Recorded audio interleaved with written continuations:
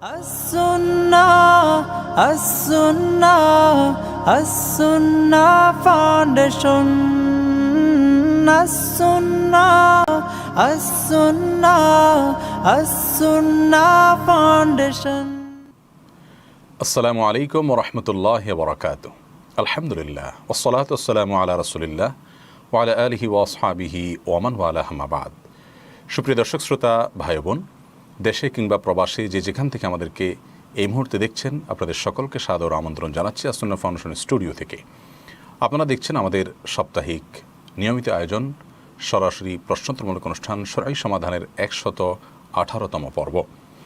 প্রিয় দর্শক, এই পর্বে ও অন্যান্য পর্বের মতো আমরা ঘণ্টাব্যাপী আপনাদের সঙ্গে থাকবো ইনশাআল্লাহ বিইذনিল্লাহ, এবং আপনাদের করা জীবন ঘনিষ্ঠ জিজ্ঞাসাগুলোর কোরআন এবং হাদিসের আলোকে উত্তর দেওয়ার চেষ্টা করব ইনশাআল্লাহ তাআলা।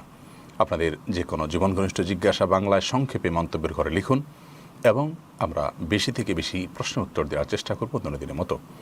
আর হ্যাঁ, যেহেতু এটি একটি দ্বীনি ইলমের প্রোগ্রাম, অতএব এটি অন্যদের জানার সুবিধা করে দেওয়ার জন্য ওয়াচ পার্টি এবং শেয়ার করতে আমরা কেউ ভুলব না। আল্লাহ তাআলা আমাদের সকলকে কল্যাণের পথে একে অন্যের সাথে প্রতিযোগিতায় অবতীর্ণ হওয়ার তৌফিক দান করুন। প্রিয় দর্শক, আস-সুন্নাহ ফাউন্ডেশনের বিভিন্ন কার্যক্রম চলছে, আপনারা অনেকে অবগত আছেন। শীতবস্ত্র বিতরণের কার্যক্রম চলছে। আমরা উত্তরবঙ্গকে প্রায়োরিটি দিয়ে ইতিমধ্যে বেশ অনেকগুলো স্পটে শীতবস্ত্র বিতরণ করেছি, এবং বাকি স্পটগুলোতে বিতরণ চলছে। এবং শীতবস্ত্র বিতরণের অন্যতম একটা গুরুত্বপূর্ণ কার্যক্রম হলো আমরা দাওয়া পেশ করার চেষ্টা করছি শীতার্থ মানুষদের মাঝে। তার পাশাপাশি তাদেরকে শীতবস্ত্র আমরা দেওয়ার চেষ্টা করছি। এর পাশাপাশি আস-সুন্নাহ ফাউন্ডেশনের স্বাবলম্বীকরণ প্রকল্প ইতিমধ্যে ঘোষিত হয়েছে, সেটার কাজ চলছে। প্রায় 7 শতাধিক পরিবারকে আমরা ইনশাআল্লাহ বিদিনা উপার্জন উপকরণ দিতে চাই। তার আগে তাদেরকে দীর্ঘমেয়াদে নীতিনৈতিকতা এবং দ্বীনি গুরুত্বপূর্ণ বিষয়গুলোতে প্রশিক্ষণ দিতে চাই। এই কার্যক্রমটা ইনশাআল্লাহ বিদিনিল্লাহ রমাদানের আগেই সমাপ্ত হবে বলে আমরা আশা করছি। আল্লাহ তাআলা আপনাদের সকলকে উত্তম বিনিময় দান করুন। আপনারা আস-সুন্নাহ ফাউন্ডেশনের পাশে থাকছেন সবসময়। আস-সুন্নাহ ফাউন্ডেশনের এই যাবৎকালের সবচেয়ে বড় প্রকল্প, আমাদের লালিত স্বপ্ন আস-সুন্নাহ ফাউন্ডেশন মসজিদ কমপ্লেক্স। এই কমপ্লেক্সের জন্য জায়গার প্রয়োজন। আপনারা সবাই আপনাদের দোয়ায় শামিল রাখবেন। আল্লাহ রাব্বুল আলামিন যেন আমাদের সমস্ত প্রয়োজনগুলো গায়েব থেকে পুরো করে দেন, এবং আমাদের স্বপ্নের প্রতিষ্ঠানকে যেন আল্লাহ সন্তুষ্টির পথে আমরা অগ্রসর করে নিয়ে যেতে পারি। সার্বিক সকল প্রয়োজন যেন আল্লাহ তাআলা পূরণ করে দেন, সেজন্য আপনাদের কাছে দোয়া প্রার্থী। তাহলে চলুন এবার আমাদের প্রশ্নোত্তরের পর্বে আমরা প্রবেশ করি। মোহাম্মদ মেহেদি আপনি প্রশ্ন করেছেন, শীতের দিন ট্যাঙ্কের পানি ঠান্ডা বের হয়, বিশেষ করে ফজরের ওয়াক্তে। কিছু পানি ফেলে দিলে গরম পানি বের হয়, এজন্য কিছু পানি ফেলে দিয়ে অজু করলে পানির অপচয় কিংবা গুনাহ হবে কি না? খুবই সুন্দর এবং প্রয়োজনীয় একটি প্রশ্ন। টিউবওয়েলের ক্ষেত্রে একই কথা প্রযোজ্য, যে টিউবওয়েল বেশ খানিকটা চাপার পর দেখা যায় শীতের দিনগুলোতে একটু উষ্ণ, একটু গরম পানি আসে। আর শুরুতে যে পানিগুলো থাকে সেগুলো সাধারণত অনেক বেশি ঠান্ডা থাকে। তো এই ঠান্ডা পানি ব্যবহার করে আমরা অসুস্থ হয়ে যেতে পারি, কারো অ্যালার্জি প্রবলেম থাকতে পারে, এ ধরনের অনেক সমস্যা থাকার আশঙ্কা আছে। সেই জায়গা থেকে যদি এই পানিগুলোকে, অর্থাৎ অতিরিক্ত শীতল পানিগুলোকে ফেলে দেওয়া হয় এবং পরবর্তীতে যে উষ্ণ পানি আসে সেগুলো দিয়ে উজু করা হয়, ইনশাআল্লাহ বিদিনিল্লাহ পানি অপচয়ের গুনাহ হবে না। ব্যাপারটি এরকম হয়ে গেল যেন আপনি কোনো পাত্র থেকে পানি ব্যবহার করবেন পান করার জন্য কিংবা উজু করার জন্য, কিন্তু তার উপরে ময়লা পড়ে আছে, ময়লার যে লেয়ার পড়ে আছে সেই পানিগুলোকে আপনি ফেলে দিলেন, বাকি পানি আপনি ব্যবহার করলেন। এই বিষয়টা যেরকম জায়েজ, ঠিক তেমনিভাবে অতিরিক্ত ঠান্ডা পানি যার দ্বারা আমরা ক্ষতিগ্রস্ত হতে পারি বা অসুস্থ হয়ে যেতে পারি, আমাদের কষ্ট হবে, সেই পানিগুলোকে ফেলে দিয়ে একটু উষ্ণ পানিগুলো আমরা ব্যবহার করলাম, এই বিষয়টি একই রকম, এটাও ইনশাআল্লাহ জায়েজ হবে। তবে যদি একেবারে ফেলে না দিয়ে সে পানিগুলো বালতি বা কোনো কিছুতে রেখে কোনো একটা গাছের গোড়ায় দেওয়া যায়, কোনো কিছুতে দেওয়া যায়, অন্তত কোনো একটা কাজে ব্যবহার হয়, তাহলে সেটা মনে হয় সবচেয়ে ভালো হবে। এটা আর বলার অপেক্ষা রাখে না। বিধায় এরকম যদি একটু অতিরিক্ত শীতল পানি বা ঠান্ডা পানির ক্ষতি থেকে আমরা রক্ষার জন্য সেটাকে ফেলে দিই, বাকিগুলোকে আমরা ব্যবহার করি ব্যাপার উপযোগী হিসাবে, তাহলে ইনশাআল্লাহ বিদিনিল্লাহ আশা করি এর কারণে অপচয়ের যে পাপ বা অপরাধ গুনাহ সেটা হবে না। শেষ প্রহরে আইডি থেকে আপনি লিখেছেন, আমরা প্রবাসে থাকি, দেশে আমাদের আত্মীয় স্বজনের অনেকেই মারা যান, তখন আমরা কি প্রবাস থেকে মোবাইলে ভিডিও কলের মাধ্যমে জানাজা অংশগ্রহণ করতে পারবো? প্রিয় ভাই আমার, জানাজা অংশগ্রহণ করবার জন্য জানাজার নামাজের যে আয়োজন, সেই জামাতে শামিল হওয়া আবশ্যক। দূর দূরান্ত থেকে, অনেক দূর থেকে জানাজায় শামিল হওয়া বা সংযুক্ত হওয়ার কোনো সুযোগ নেই। জামাত বিশুদ্ধ হওয়ার জন্য জামাতের সাথে সংযুক্তিটা আবশ্যক। যে কোনো নামাজের ক্ষেত্রেই এই বিধান প্রযোজ্য। বিধায় দূর থেকে আমরা ভিডিও কলের মাধ্যমে হয়তো জানাজার দৃশ্যটা দেখতে পেলাম, লাইভের মাধ্যমে দেখতে পেলাম, এটা আমাদের মনের প্রশান্তি হলো, এটা ভিন্ন বিষয়। কিন্তু আমি যদি জানাজার একজন মুসল্লি হতে চাই, মুক্তাদি হতে চাই, তাহলে সেক্ষেত্রে ভিডিও কলের মাধ্যমে এটি করার কোনো সুযোগ নেই। আমরা বরং প্রত্যেকে যার যার জায়গা থেকে দূর থেকে দূরান্ত থেকে আমরা দোয়া করব। অনেকেই গায়েবানা জানাজা পড়ে থাকেন দূর দূরান্ত থেকে। বিশুদ্ধ মত অনুযায়ী গায়েবানা জানাজাও একজন মানুষের তখনই করা যাবে যখন তার মূল জানাজা কোনো জানাজাই না হয়। এমন কোনো জায়গা মারা গেলেন সেখানে কেউ জানাজা দিল না, দেওয়ার সুযোগ হলো না, তাহলে সেক্ষেত্রে গায়েবানা জানাজা হতে পারে। একটা জানাজা হয়ে গেছে, তার হিতাকাঙ্ক্ষীরা বন্ধুবান্ধবরা দূর দূরান্তে আরেকটা গায়েবানা জানাজা আমরা করে থাকি। এটি মূলত হাদিস সম্মত নয়। নবী করিম সাল্লাল্লাহু আলাইহি ওয়াসাল্লাম যে গায়েবানা জানাজা পড়েছেন নাজাশির, সেটি এই কারণে যে তার জানাজা হয়েছিল না, এমন জায়গায় মৃত্যুবরণ করেছেন তিনি, সেখানে জানাজা দেওয়ার মতো কোনো মানুষ ছিল না, তখন তিনি তারা জানাজার অ্যারেঞ্জ করেছেন, ব্যবস্থা করেছেন। বিধায় আমরা যে গায়েবানা জানাজা আমাদের দেশে থাকি, এটা অনেকটা পলিটিক্যাল জানাজা বলতে পারেন, রাজনৈতিক জানাজা বলতে পারেন। এর সাথে শরিয়ার আসলে সেরকম কোনো সম্পৃক্ততা নেই, অর্থাৎ শরিয়া এটা সুস্পষ্টভাবে প্রমাণ করে না। হ্যাঁ, কোনো ওলামা ইকরাম সেটাকেও জায়েজ বলেন, কিন্তু বিশুদ্ধ মতানুযায়ী এটি মাকরুহ থেকে খালি নয়। এরপরে প্রশ্ন হলো, ইকরাম হোসেন আপনি লিখেছেন ফেসবুকে অনেক থার্ড পার্টি ফিচার আছে যেগুলোতে ক্লিক করলেই সে সামনের বছরগুলোতে কি অর্জন করবে এরকম ধারণা দেওয়া হয়। সবাই জানে এগুলো ভিত্তিহীন, স্রেফ রসিকতা। এসব ফিচারে ক্লিক করা এবং এর ফলাফল শেয়ার করা কি জায়েজ হবে? খুবই সুন্দর এবং দরকারি একটি প্রশ্ন। দেখুন, আল্লাহ তাআলা আমাদেরকে হেফাজত করুন এবং মাফ করুন। আমরা আজকাল সব কিছু নিয়ে হেয়ালিপনা করি এবং সব কিছু নিয়ে আমরা মজা করি। এর মাধ্যমে প্রমাণ হয় যে আমাদের পুরো শরীরে, পুরা চিন্তা চেতনায়, মননে দুনিয়া প্রবেশ করে বসে আছে। আমাদের মধ্যে আখিরাতের চিন্তা, আল্লাহ তাআলার ভয়, আল্লাহর কাছে দাঁড়ানো এবং জবাবদিহিতার যে বিষয় আছে সেগুলো থেকে আমরা অনেক দূরে সরে গেছি। যার কারণে মৃত্যু এবং গায়েবের বিষয়, কোরআন এবং হাদিস যেগুলোকে খুব সিরিয়াসনেসের সাথে দেখেছে, সেই বিষয়গুলোকে আমরা অনেক হেয়ালিপনার সাথে দেখে থাকি। আল্লাহ আমাদের হেফাজত করুন। ফেসবুকে যেসব থার্ড পার্টি ফিচারের কথা বলা হলো, এগুলোতে ক্লিক করলে সামনের বছর কি হবে না হবে, আমি এত বছর পরে কীরকম হবে না হবে, এই জিনিসগুলো দেখানো হয়। এগুলো দেখা যদিও এটা মজা করেই হোক, কিন্তু ভবিষ্যতের কোনো বিষয় কারোর কাছ থেকে জানার চেষ্টা করা, এটাই এক ধরনের ত্রুটি এবং অপরাধ। বিশেষ করে তিনি ত্রিকালদর্শী, তিনি জানেন আমার ভবিষ্যৎ কী হবে, সেই জায়গা থেকে তিনি আমাকে বলে দিচ্ছেন, গাইড করছেন। এরকম চিন্তা, এরকম ভাবনা যদি কারোর মনের মধ্যে আসে, তাহলে সেটা গর্হিত কাজ। আল্লাহ রাব্বুল আলামিন কোরআন কারীমে বলেছেন, ওয়াল্লাযীনা হুম আনিল লাগwi মু'রিদুন। আমরা জানি যে এটা মিছামিছি এবং স্রেফ মজা, তাহলে এই কাজটার মানে কি দাঁড়ালো? পুরাই একটা অনর্থক কাজ। আল্লাহ তাআলা সফল ঈমানদারদের বৈশিষ্ট্য বলতে গিয়ে বলেছেন তারা অনর্থক কাজ থেকে বেঁচে থাকে। এবং নবী করিম সাল্লাল্লাহু আলাইহি সাল্লাম বলেছেন তার বিখ্যাত এক হাদিস, মিন হুসনি ইসলামিল মারই তারকু মা লা ইয়ানি। হাদিসটি তিরমিজি শরীফের হাদিস কিতাবে বর্ণিত হয়েছে, যার অর্থ হলো একজন মুসলমানের ইসলাম সৌন্দর্য মণ্ডিত হয় তখনই যখন তিনি অহেতুক এবং অনর্থক কার্যকলাপ থেকে নিজেকে বাঁচিয়ে রাখতে পারেন। এজন্য প্রিয় ভাই আমার, প্রিয় বোন আমার, এই সমস্ত ফিচারগুলো, এই সমস্ত অ্যাক্সেসগুলো থেকে আমাদের ভবিষ্যৎ কী হবে আমরা জানলাম, সেটা শেয়ার করলাম, মজা করলাম, এই কাজগুলো নিছকই অনর্থক কাজ। অনর্থক কাজ করে আপনার কোনো প্রকার মজা করা, বিনোদন করা, সেটাও ইসলাম শরিয়া কর্তৃক গ্রহণযোগ্য নয়। আর একটি হাদিস আমরা সবাই কম বেশ জানার কথা, যে নবী করিম সাল্লাল্লাহু আলাইহি ওয়াসাল্লাম বলেছেন, কেউ যদি কোনো গণকের কাছে যায় এবং তার কাছে জিজ্ঞাসা করে তার ভবিষ্যৎ সম্পর্কে, তাকে যদি বিশ্বাস নাও করে, তারপরেও তার 40 দিন পর্যন্ত ইবাদত কবুল হয় না, সালাত কবুল হয় না। আর যদি কেউ কোনো গণকের কাছে গিয়ে তার কাছ থেকে কিছু জিজ্ঞাসা করে তার কথাকে বিশ্বাস করে, তাহলে সেক্ষেত্রে সে ব্যক্তি মুহাম্মদ সাল্লাল্লাহু আলাইহি ওয়াসাল্লামের প্রতি আনিত দ্বীনকে অস্বীকার করল। মুসনাদ বাজ্জারের এই হাদিসটি আমরা অনেকেই জেনে থাকব। তো এই হাদিসের আলোকেও এটি সহিহ মুসলিমে বর্ণিত হয়েছে।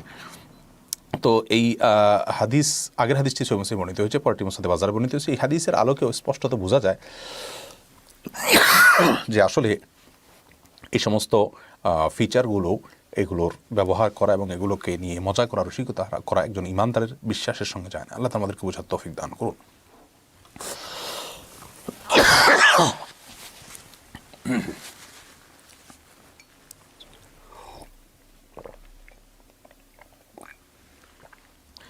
এরপরে সুমন বিন রাশেদ আপনি লিখেছেন, সুইজারল্যান্ড যন্ত্রণা ছাড়া মৃত্যুর জন্য আত্মহত্যা করার একটা মেশিন আবিষ্কার করেছে এবং আইনিভাবে সেটি স্বীকৃতি দিয়েছে। এ সম্পর্কে যদি কোরআন সুন্নাহর আলোকে কিছু বলতেন। প্রথম কথা হলো, ইসলামী শরিয়ার দৃষ্টিকোণ থেকে আত্মহত্যা হারাম। আমরা সবাই কম বেশি জানি। নবী করিম সাল্লাল্লাহু আলাইহি ওয়াসাল্লাম বলেছেন, যে ব্যক্তি আত্মহত্যা করে কিয়ামতের দিন আল্লাহ রাব্বুল আলামিন তাকে সেই বস্তু দিয়েই শাস্তি দিতে থাকবেন, যে বস্তু দিয়ে সে নিজেকে শেষ করেছে, অর্থাৎ আত্মহত্যা করেছে। হাদিসটি বুখারী মুসলিম এক বর্ণনা করেছে। আর এর বাইরে আল্লাহ তাআলা কোরআনে কারিমে বলেছেন ওয়া তাকতুলু আনফুসাকুম, তোমরা নিজেদেরকে শেষ করে দিও না, হত্যা করো না। এটা সুস্পষ্ট কাবিরা গুনাহ। আত্মহত্যা এটা মহাপাপ। আত্মহত্যা মানুষ তখনই করে যখন আল্লাহ রাব্বুল আলামিনের প্রতি বিশ্বাসের জায়গাটা তারা থাকে না। আপনি যদি বিশ্বাস করেন যে আল্লাহ রাব্বুল আলামিন আপনাকে দেখছেন, আপনার সব কিছু সামলাবেন, আল্লাহ তাআলা আপনার রক্ষাকারী, আল্লাহ তাআলা আপনার হেফাজতকারী, তাহলে সেক্ষেত্রে আপনি আত্মহত্যা করতে পারেন না।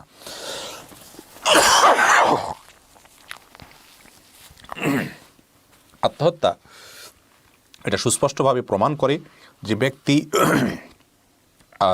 কোনো বিষয়ে নিরাশ হয়ে গেছেন, আশা ছেড়ে দিয়েছেন সেজন্য তিনি আত্মহত্যা করেছেন। অতএব এই কাজটি গর্হিত কাজ, গুনাহের কাজ, পাপের কাজ। আল্লাহ বলেছেন ওলা ইয়াসমির রাউহিল্লাহি ইল্লাল কওমুল কাফিরুন, আল্লাহর রহমত থেকে কাফির ছাড়ার কেউ নিরাশ হতে পারে না। এই জন্য আত্মহত্যা এটা কবিরা গুনাহ। আত্মহত্যার কোনো যন্ত্র আবিষ্কার করা, সেটার কেনা, সেটার ব্যবসা করা, সেটার ব্যবহার করা, এই সবগুলো ইসলামের দৃষ্টিকোণ থেকে হারাম। আর সুইজারল্যান্ডের যে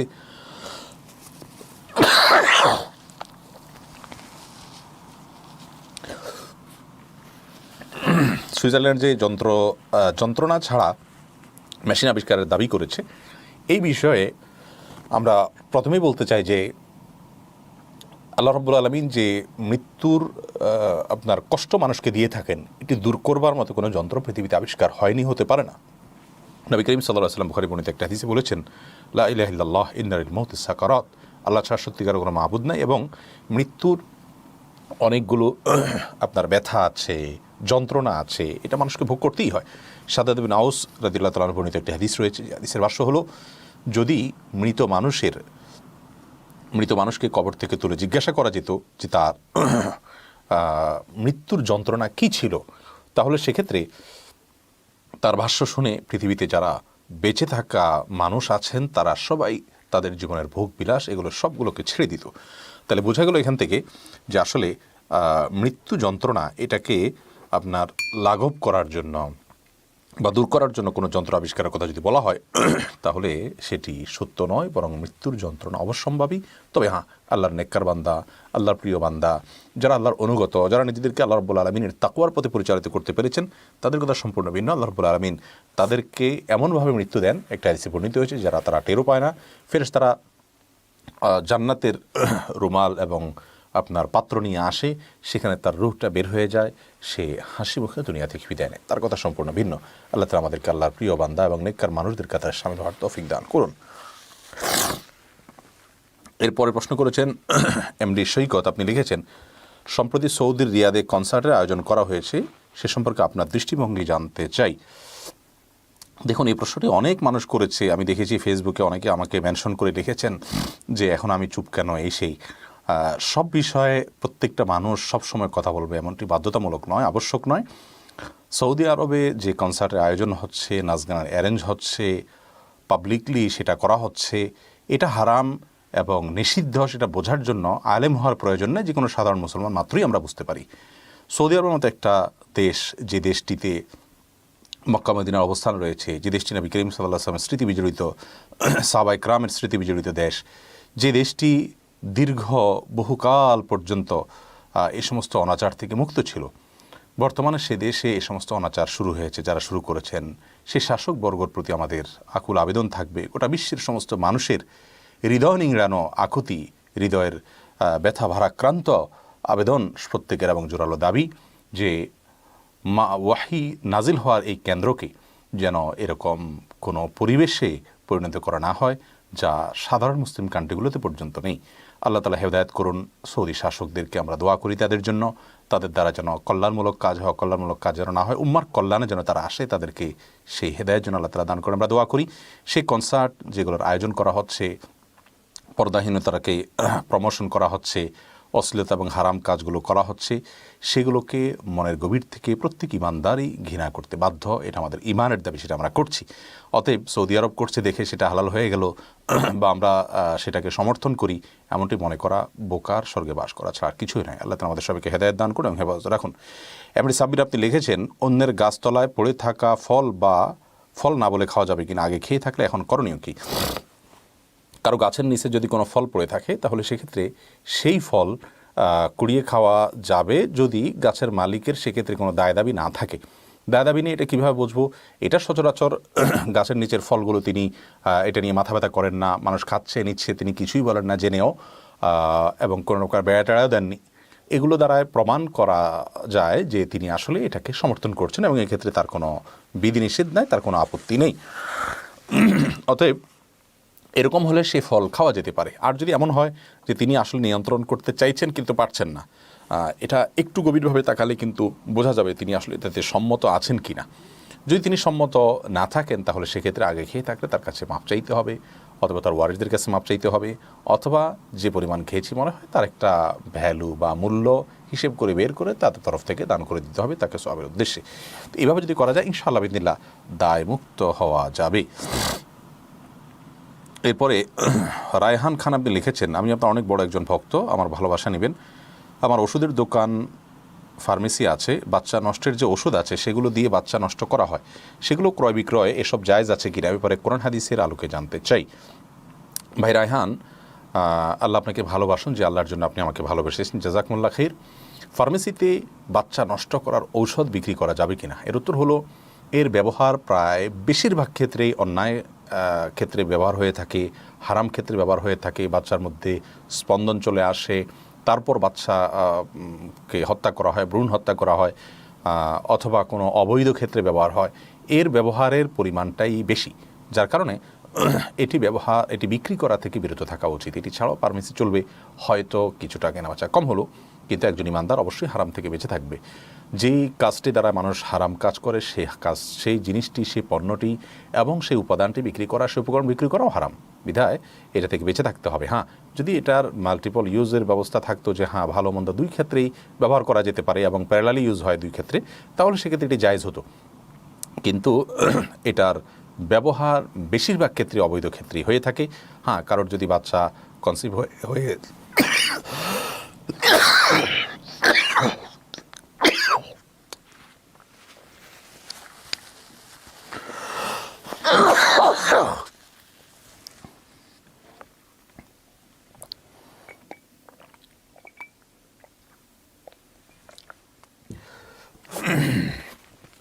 দুঃখিত,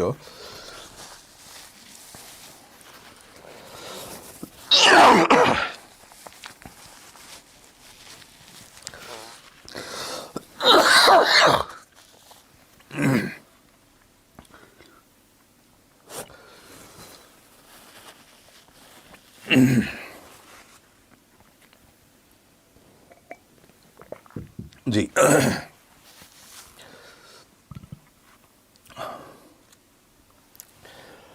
অতএব এই সমস্ত ঔষধ যেগুলো বাচ্চা নষ্টের জন্য ব্যবহার হয়, সেগুলো বেশিরভাগ ক্ষেত্রে যেহেতু অবৈধ কাজে ব্যবহার হয়ে থাকে, বিধায় এই ধরনের ওষুধ বিক্রি করা জায়েজ হবে না। আফওয়ান, হঠাৎ করেই কাশি অনেক বেশি হয়েছে। কালো মেয়ে আইডি থেকে আপনি লিখেছেন, কোনো পর্দানসীন মেয়ে যদি কখনোই বিয়ে না করে এই ভেবে যে তার স্বামী যদি তাকে বিয়ের পর পর্দা করতে না দেয় তাহলে তার গুনাহ হবে কিনা? এটা এক প্রকারের বাড়াবাড়ি এবং এক প্রকারের সীমালঙ্ঘন। কারণ আপনি আপনার স্বামী আপনাকে পর্দার উপর রাখবেন কি রাখবেন না, এটা আপনি কিভাবে নিশ্চিত হলেন? শুধুমাত্র সন্দেহ, নিছক সন্দেহের বশে আপনি যদি এই কাজটি করেন সেটা উচিত হবে না। কারণ বিবাহ বন্ধনে আবদ্ধ থাকে, এটা সুন্নাহ নবী করিম সাল্লাল্লাহু আলাইহি ওয়াসাল্লামের। আপনি বড় জোর যেটি করতে পারেন তা হলো আপনাকে পর্দার উপরে পরিচালিত করবেন এরকম স্বামী আপনি যেন পান, সেজন্য চেষ্টা আপনি করতে পারেন, সচেষ্ট আপনি থাকতে পারেন, সেটা আপনার করা উচিত। কিন্তু জুজুর ভয়ে কীরকম স্বামী আপনার নসিবে আসবে না আসবে সেটা তো আপনি জানেনও না। সেটার উপরে ভিত্তি করে আপনি যদি এরকমটি করেন, অর্থাৎ বিবাহ থেকে নিজেকে বিরত রাখেন, তাহলে সেটা জায়েজ হবে না বা সঠিক হবে না, ভুল সিদ্ধান্ত হবে। এরপরে কামরুল ইসলাম আপনি লিখেছেন, আপনার একটা অডিও বক্তব্য সোশ্যাল মিডিয়াতে অনেকে শেয়ার করছেন, সেখানে আপনি তাবলিগের চিল্লাকে বিদাত বলেছেন। চিল্লা কি আসলেই বিদাত? ভাই কামরুল ইসলাম, সেই অডিও বক্তব্যটি আমার শোনার সুযোগ হয়েছে। প্রথমত একটা কথা আমরা সবসময় বলে থাকি যে আমাদের কোনো বক্তব্য এর একমাত্র অথেন্টিক এবং নির্ভরযোগ্য সোর্স হলো আমাদের ইউটিউব চ্যানেল এবং আমাদের ফেসবুক পেজ, আসুন্নাহ ফাউন্ডেশন নামে যে ভেরিফাইড ইউটিউব চ্যানেল আছে সেটি, এবং আমাদের যে ভেরিফাইড ফেসবুক পেজ আছে এটি। এর বাইরে আমাদের বক্তব্য অনেকেই ধারণ করেন, তারা ক্যামেরায় ধারণ করেন, ধারণ করার পর সেটাকে তারা তাদের মতো করে কাটছাট করেন। কাটসাট করতে গিয়ে কোনো হেরফের হতে পারে, ইচ্ছাকৃত কোনো কারসাজি করা হতে পারে, জোড়াতালি দেওয়া হতে পারে, নানান সম্ভাবনা আছে। তো এই জন্য আমাদের বক্তব্য সবসময় আমাদের পেজ এবং চ্যানেল থেকে কোট করার জন্য আমরা অনুরোধ করে থাকি। আমার ইউটিউব চ্যানেলটি আজ থেকে অনেক বছর আগে করা, সৌদি আরবে আমি যখন ছিলাম তখন থেকে এই চ্যানেলটিতে আমি অ্যাক্টিভ, পেজও আমি সৌদি আরব থেকে অ্যাক্টিভ, আলহামদুলিল্লাহ। অতএব আমার বক্তব্যের কোট যদি করতে হয়, বাহির থেকে যদি করেন, তাহলে তার জবাবদিহি আমি কেন করব বলেন? আমি তো বলে দিয়েছি যে আমার বক্তব্যের মূল সোর্স কোন জায়গা। আমি অনেক ভিডিও দেখেছি যে আমার কোনো কথা এমনভাবে প্রচার করা হচ্ছে যেটা আমি বলি নাই। একজন স্বনামধন্য বক্তার বিরুদ্ধে আমার কণ্ঠে দেখলাম বেশ আজে বাজে কথার একটা ভিডিও, একটা অডিও। আমি পুরোটা শুনে অবাক হয়ে গেলাম যে হুবহু আমার কণ্ঠ, অথচ এই কথা আমি গুনাহ্করও বলিনি। যাই হোক, এটা হলো প্রথম কথা। দ্বিতীয় কথা হলো, সেখানে যে কথাটি বলা আছে 3 শব্দের একটা কথা, এখান থেকে আমরা একটা মানুষের পুরো বক্তব্য বা তার অবস্থান, তার সিদ্ধান্ত আমরা কীভাবে নিশ্চিতভাবে জেনে ফেলি। সেখানে যেটুকু বলা আছে আমার যতটুকু মনে পড়ে, বেদাতি পন্থায় 3 চিল্লা দেওয়া, তাবলিগে 3 চিল্লা দেওয়া বেদাতি পন্থায়। তো এখানে এটা যদি আমার বক্তব্য হয়ে থাকে, আমি জানি না এটা আদৌ আমার বক্তব্য কি না, আমার মনে পড়ে না আমি এরকম কোনো কথা বলেছি। যদি আমার বক্তব্য হয়েও থাকে তাহলে সেক্ষেত্রে আপনি লক্ষ্য রাখবেন যে বেদাতি পন্থায় 3 চিল্লা দেওয়া এর মানে হলো, যদি কেউ 3 চিল্লাটার এই উপকরণকে ইবাদত বানিয়ে ফেলে, এটাকে সুন্নাহ মনে করে, এটাকেই শরীয়ত বানিয়ে ফেলে, এটাকে এরকম আবশ্যক করে ফেলে, তাহলে সেক্ষেত্রে সেটা বেদাত যে হবে সেটা বলাই বাহুল্য। এবং এই ব্যাপারে তো কোনো আলেমেরই কোনো দ্বিমত নেই আমি যতটুকু জানি। তো সেই পন্থায় যদি কেউ দেয়, সেই কথা বলা হয়েছে এখানে। আর এক্ষেত্রে আমার ব্যাখ্যা একেবারে ক্লিয়ার। এ বিষয়ে আমার মনে হয় অন্তত কয়েকশবার ফতোয়া প্রশ্ন উত্তর আমরা দিয়েছি। যে অনেকে বলেন যে বিশ্ব ইজতেমা এটা বেদাত, অনেকে বলেন 3 চিল্লা 1 চিল্লা বেদাত। আমরা বিনয়ের সাথে বেশ অনেকবার এগুলোর উত্তর দিয়েছি। যারা খুঁটে খুঁটে ছিদ্র আবিষ্কার করেন তারা সেগুলো কেন বের করেন আল্লাহ তাআলা ভালো জানেন। আসলে মানুষ যখন ছিদ্র অন্বেষণ করার জন্য লেগে যায়, তো একটা মানুষের হাজার হাজার বক্তব্য থেকে অনেক কিছুই পাওয়া যায় যেটাকে দিয়ে সমালোচনা করার জন্য পয়েন্ট বের করা যায়, বা তার বিরুদ্ধে তাকে আসামের কাঠগড়ে দাঁড়া করার জন্য বের করা যায়। এটা খুব সহজ একটি কাজ। যাই হোক, যেটি বলছিলাম যে আপনার এই বিশ্ব ইজতেমা বিদআত কিনা, এটা প্রশ্ন আমাদের কাছে অনেক আসছে এবং শতবার এটা উত্তর দিয়েছি বিভিন্ন জায়গায়, আমাদের লাইভেই বিভিন্ন জায়গায় হয়তো আছে। এবং আমরা সেখানে বলেছি যে কিছু মানুষ কোথাও সম্ভবত হলো কোরআন এবং হাদিস শেখার জন্য, জানার জন্য, বোঝার জন্য, দ্বীনি জজবা তৈরি করার জন্য, এটা সম্পূর্ণ জায়েজ একটি কাজ। এটা বেদাত হতে যাবে কেন? এটা যদি বেদাত হয় তাহলে সেক্ষেত্রে আমাদের এই যে লাইভ অনুষ্ঠান এটাও বেদাত হবে। আমরা যত প্রকার দ্বীনি প্রোগ্রাম করে থাকি, সম্মেলন আয়োজন করে থাকি, যত প্রকার ইজতেমা করে থাকি, সবগুলো বেদাত হবে তাহলে। হ্যাঁ, কেউ যদি সেখানে বিশেষ কোনো ভুল উদ্দেশ্য নিয়ে যায় যে সেখানে গেলে আল্লাহ তাআলা দোয়া কবুল করবেন, এই জায়গা থেকে যে সেই জায়গার বিশেষ বরকত আছে, সেই জায়গার বরকতময় মক্কা মদিনা বা আপনার অন্যান্য দোয়া কবুলের জায়গাগুলোর মতো একটা জায়গা মনে করে, অথবা সেখানে যাওয়াকে হজের সাথে তুলনা করে, যেমন হাতে গোনা 2-4 জন করে, যাদেরকে গুনেও হয়তো বের করলে হাতে গোনা কয়েকজন হবে। যাই হোক, তো এই রকম চিন্তাধারা নিয়ে যদি কেউ করে তাহলে সেটা বেদাত হবে, সেটা ভুল হবে। কিন্তু এছাড়া বাইরে এটা ভুল হওয়ার তো কোনো কারণ থাকতে পারে না। একটা হলো উপকরণ, আরেকটা হলো ইবাদত। ইবাদতের উপকরণ, এই উপকরণটা কখনো বেদাত হয় না যদি সেটাকে উপকরণ হিসাবেই রাখা হয়। আমরা যত ইবাদত করি, বিমানে যাচ্ছি, এটা উপকরণ।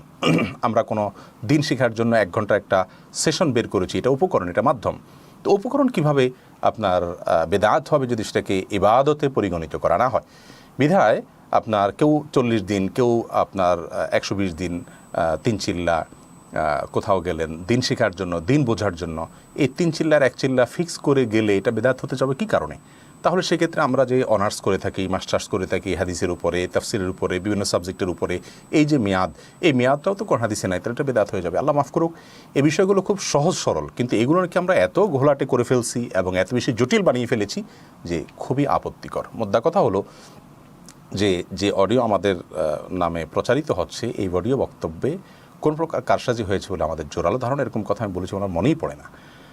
আর দ্বিতীয় কথা হলো যে যদি কেউ এই 3 চিল্লাকে মাকসাদে আসলি বানিয়ে নেয়, এটাকে যদি উপকরণ নয় বরং ইবাদতের পর্যায়ে নিয়ে যায়, এটাকেই যদি মুখ্য বানিয়ে ফেলে, তাহলে সেক্ষেত্রে সীমালঙ্ঘন হবে, সেটা ত্রুটি হবে, সেটা অগ্রহণযোগ্য হবে।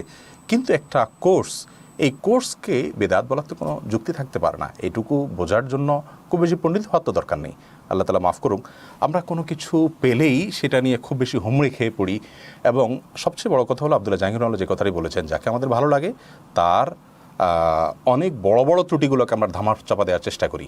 যারা আমাদের এই বক্তব্যগুলো নিয়ে খুব বেশি সোচ্চার, আমি যদি তাদের পছন্দের অনেক বড় বড় পরিচিত অনেক ভালো ভালো মানুষ, অনেক ব্যাপক পরিচিতি মানুষের মধ্যে আছে, এরকম মানুষদের শত শত ত্রুটি আছে যেগুলো দিনের আলো মতো পরিষ্কার, সেগুলোর পরে যদি বলি যে তারা কেন বলেন না ফেসবুকে, কেন সেগুলো নিয়ে আলোচনা করেন না, বোধহয় কোনো জবাব তাদের কাছে থাকবে না।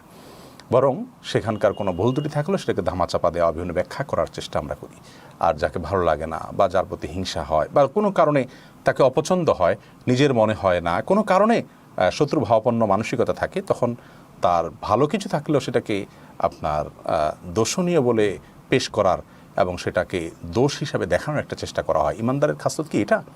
ইমানদার তো কোনো কথার একাধিক ব্যাখ্যা থাকলে ওজোর তালাশ করবে, কোনো একটা ব্যাখ্যা বাইর করবে। ইমানদারের কাজকে ছিদ্র অন্বেষণ করা, পেছনে লাগা। ওয়ালা তাজাসসু, আল্লাহ বলেছেন তোমরা একজন একজনের পেছনে পড়ো না। আজকে এই আয়াত সবচেয়ে বেশি অসহায় আলেমদের কাছে, এক শ্রেণীর দায়ীদের কাছে, এক শ্রেণীর দিনদারদের কাছে আজকে এটা সবচেয়ে বেশি অসহায়। আমরা পিছিয়ে লেগে পড়া থাকাটাকে এবাদত মনে করছি। শয়তান আমাদের কাছে এটাকে দিনের কাজ মনে করে ফেলছে। আপনি নিজের পেছনে নিজে লাগলে দেখবেন বহু কিছু আবিষ্কার করতে পেরেছেন। আপনার পছন্দের লোকগুলোর পেছনে আপনি লাগছেন না কেন?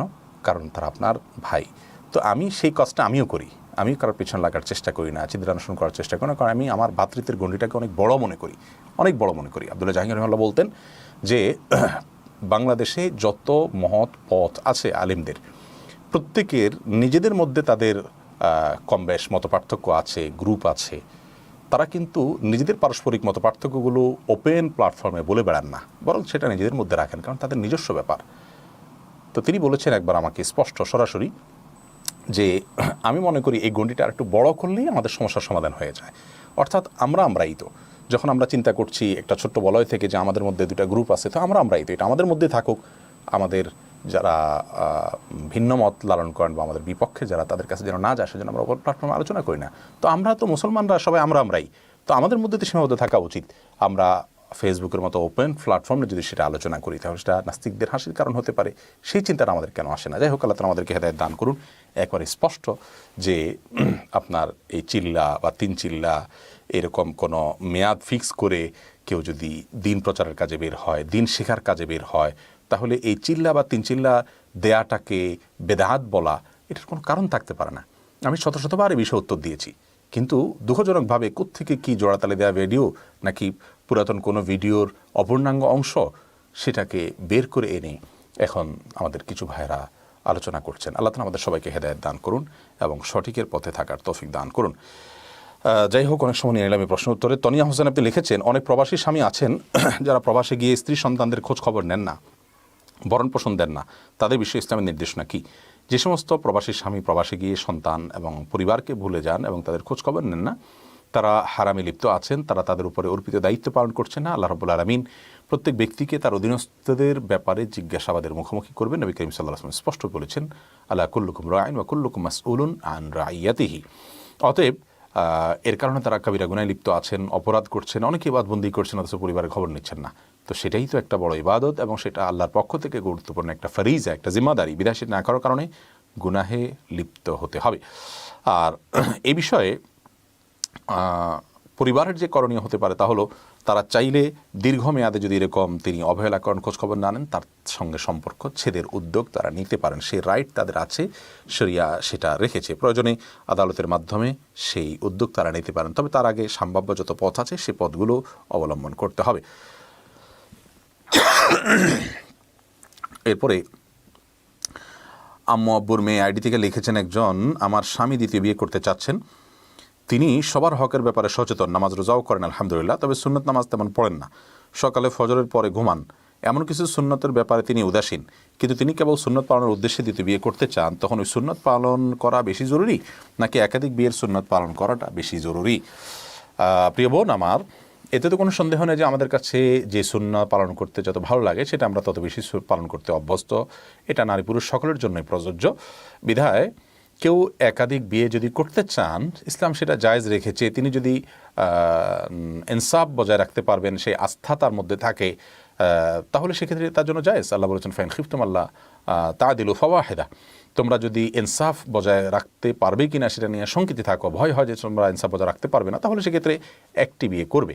তো এই যে আল্লাহ রাব্বুল আলামিন আমাদেরকে বিয়ের ক্ষেত্রে একাধিক বিয়েকে জায়েজ রেখেছেন যদি আমাদের মধ্যে ইনসাফ বজায় রাখার ব্যাপারে আত্মবিশ্বাস থাকে নিজেদের ব্যাপারে নিজেদের, তাহলে সেক্ষেত্রে সুন্নাত দোহাই তো দেওয়ার দরকার নেই, তিনি চাইলে তো বিয়ে করতেই পারেন।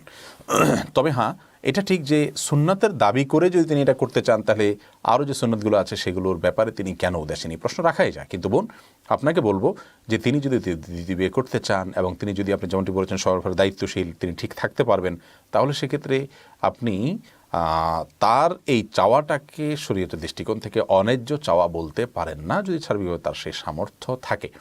তবে হ্যাঁ, তাকে অবশ্যই বলবো যে আপনি অন্যান্য সুন্নাহগুলোর ব্যাপারে উদাসীন থেকে এই সুন্নার উপরে এত গুরুত্ব কেন দিচ্ছেন। তাহলে বোঝা গেল এই সুন্নাটা আপনার সুবিধাজনক, আপনার ভালো লাগে সেজন্য আপনি করতে চাচ্ছেন। তাহলে সুন্নাতের দোহাই না দিয়ে আপনি বলুন এটা জায়েজ সেজন্য আমি করছি।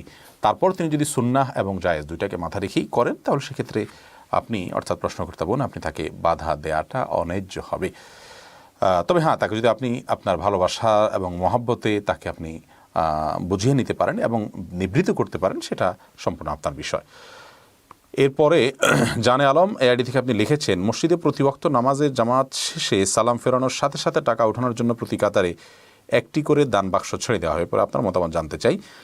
নামাজের পরে বিশেষ করে যদি আপনার যারা মাসবুক আছেন তাদের কাতার ছাড়া বাকি যাদের যে কাতারে পুরো মুসল্লিরা বসে আছেন সালাম ফেরানোর পর দোয়া জিকির আজকার করছেন, ওই কাতারগুলোতে যদি দান বাক্স ছাড়া হয় এতে দোষের কোনো কিছু আমি দেখছি না। কারণ হলো মসজিদের জন্য দান বাক্স ছাড়া মসজিদের জন্য ফান্ড কালেকশন করা এটা কোনো খারাপ কোনো কাজ না এবং নাজায়েজ কোনো কাজ না, আর এতে কোনো ক্ষতিও হচ্ছে না কারোর, বিধায় এটা মুবাহ এবং জায়েজ ইনশাআল্লাহ বিদিনা। তবে হ্যাঁ, যে কাতারগুলোতে মুসল্লিদের আপনার এখনও নামাজ শেষ হয়নি, তারা এখনও মাসবুক আছেন, সেই কাতারগুলোতে যদি আপনার এই দান বাক্স ছাড়া হয় এবং সেক্ষেত্রে মুসল্লিদের নামাজের সামনে দিয়ে নেওয়া হয় কিংবা পিছন দিয়ে নিতে গেলেও তাদের নামাজে মনোযোগ নষ্ট হয় বা পিছনের কাতারদের অসুবিধা হয়, তাহলে সেই ক্ষেত্রে ওই রকম কাতারগুলোতে যেন তার বাক্স না দেওয়া হয় সেদিকটা খেয়াল করা উচিত। আরেকটা বিষয় হলো যে অনেক মসজিদ আছে যথেষ্ট রিচ, যথেষ্ট সমৃদ্ধ, তাদের আর্থিক অ্যাবিলিটি যথেষ্ট ভালো আছে আল্লাহর রহমতে। দুঃখজনক যে সেই মসজিদগুলোতেও যুগ যুগ ধরে যেটা মানে একান্ত প্রয়োজন না সেটাকেও আপনার প্রয়োজন বানিয়ে ফেলা হচ্ছে এবং সারা বছর ধরে আপনার এই কি বলে এটাকে দান বাক্স টানাটানির এই সিস্টেম এবং রেওয়াজ প্রচলিত আছে। মসজিদগুলোর মধ্যে কর্তৃপক্ষের মধ্যে আত্মতুষ্টি থাকা উচিত। তারা মসজিদকে আল্লাহর ঘরকে যথাযথ সম্ভব সম্মানজনকভাবে পরিচালনা করার চেষ্টা থাকা উচিত। যদি একান্ত প্রয়োজন না হয়, একান্ত অসুবিধা না হয়, তাহলে সেক্ষেত্রে সারা বছর জুড়ে এরকমটি করা উচিত নয়। তবে মৌলিকভাবে এটা কোনো নাজায়েজ কাজ নয়। মোহাম্মদ হাবিব আপনি লিখেছেন, আমি পুলিশে জব করি, ঊর্ধ্বতন অফিসার একজনের কাছে উৎকোচ গ্রহণের জন্য আমাকে পাঠান, চাকরি বাঁচানোর জন্য তার নির্দেশ পালন করা কি জায়েজ হবে? এক্ষেত্রে আমার করণীয় কি? ভাই হাবিব, আল্লাহ রাব্বুল আলামিন সূরা মায়েদা 2 নম্বর আয়াতে বলেছেন, ওয়ালা তাআওয়ানু আলাল ইসমি ওয়াল উদওয়ান, তোমরা গুনাহ এবং সীমালঙ্ঘনের কাজে একে অন্যের সহযোগিতা করো না। একজন উৎকোচ গ্রহণ করবেন, তিনি ঘুষ খাবেন, হারাম করছেন, আপনি তার ঘুষটা এনে দিয়ে হারামের সহযোগিতা করছেন, এই কাজটি আপনার জন্য করা উচিত নয় এবং করা জায়েজ নয়। আপনি এই কাজ না করার ফলে যদি আপনার চাকরি চলে যায়, আপনি সেই চাকরি চলে যাওয়াটাকে যদি সয়ে নিতে পারেন সেটা হবে আপনার জন্য তাকওয়ার দাবি এবং সেটা হবে অনেক বেশি সওয়াবের।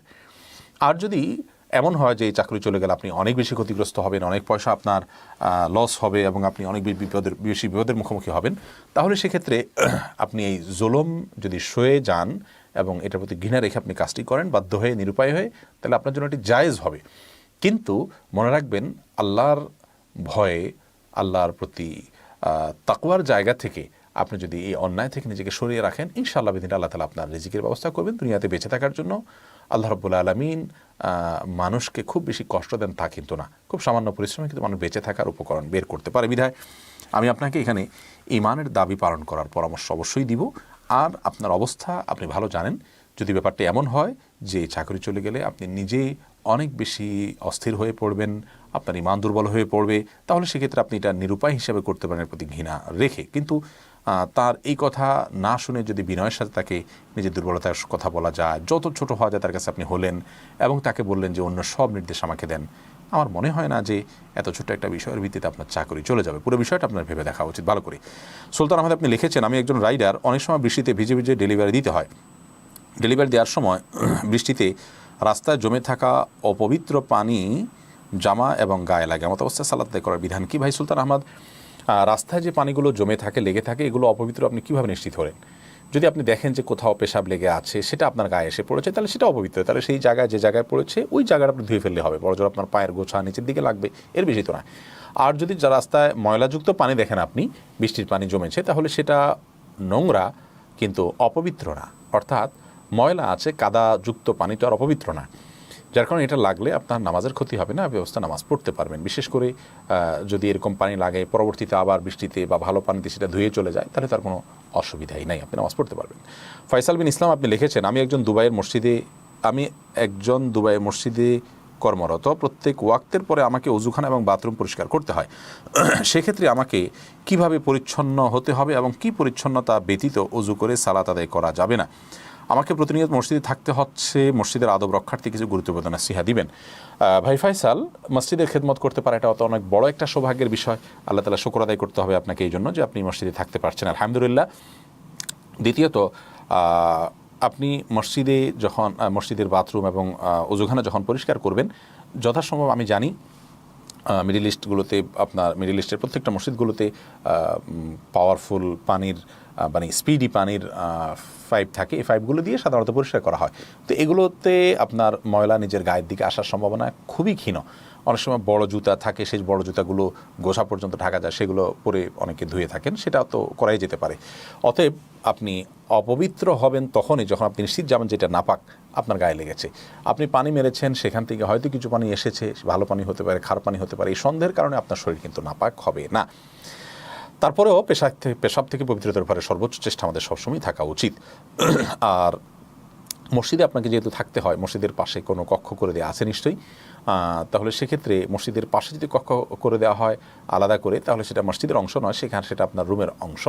তারপরেও মসজিদের ভেতরে যদি আপনাকে থাকতে দেওয়া হয়, তাহলে সেক্ষেত্রে তো ইতিকাফের নিয়ত করে আপনি থাকবেন, এবং আল্লাহর ঘর, সেই আল্লাহর ঘরের যাতে অসম্মান না হয় সেজন্য সেখানে দুনিয়াবি আলাপ সালাপ, একান্ত নিজের স্বার্থ সংশ্লিষ্ট দুনিয়াবি আলাপ যেগুলো কথা বলছি, সেগুলো আপনি করবেন না যথাসম্ভব।